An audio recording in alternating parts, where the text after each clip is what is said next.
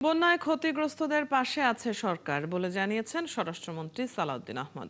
সকালে কক্সবাজারের সাম্প্রতিক বন্যায় ক্ষতিগ্রস্ত এলাকা পরিদর্শন ও দুর্গতদের মাঝে ত্রাণ সহায়তা দিতে 2 দিনের সফরে কক্সবাজারে যান তিনি। এ সময় তিনি বলেন, বন্যা পরবর্তী পরিস্থিতি মোকাবেলায় সব ধরনের প্রস্তুতি আছে সরকারের।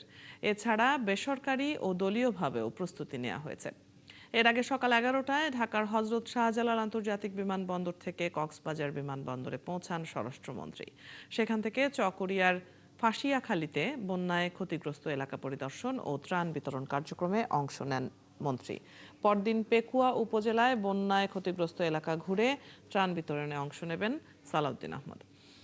ওই দিন রাতে ঢাকায় ফেরার কথা রয়েছে তার। টানা 9 দিনের ভারী বর্ষণ ও পাহাড়ি ঢলে সৃষ্ট বন্যায় কক্সবাজারে জেলা প্রশাসনের তথ্যানুযায়ী 7 লাখ মানুষ ক্ষতিগ্রস্ত হয়েছে।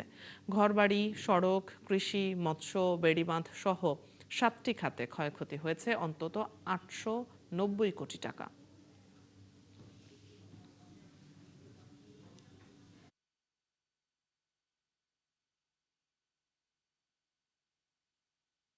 জনগণের সরকার, জনগণের পাশে সবসময় আমাদেরকে থাকতে হবে, থাকবো ইনশাআল্লাহ। আমরা দুর্যোগ মোকাবিলা করার জন্য আমাদের সমস্ত প্রস্তুতি আছে। বন্যা দুর্গত এলাকায়, বন্যা পীড়িত এলাকায় অসহায় মানুষদের পাশে যাতে আমরা আমাদের সাধ্যমতো সহযোগিতা নিয়ে উপস্থিত থাকতে পারি, সরকারিভাবে এবং বেসরকারিভাবেও দলীয়ভাবে আমরা সকল ব্যবস্থা নিয়েছি। ইতিমধ্যে বাংলাদেশের যেখানে যেখানে বন্যা উপদ্রুত হয়েছে সমস্ত এলাকায় আমরা সরকারিভাবে জরিপ পরিচালনা করছি। কি কি ক্ষতিগ্রস্ত হয়েছে, রাস্তাঘাট, শিক্ষা প্রতিষ্ঠান, ঘরবাড়ি, ফসল, খেলা, গবাদি পশু ইত্যাদি সমস্ত কিছু আমরা জরিপ পরিচালনা করছি।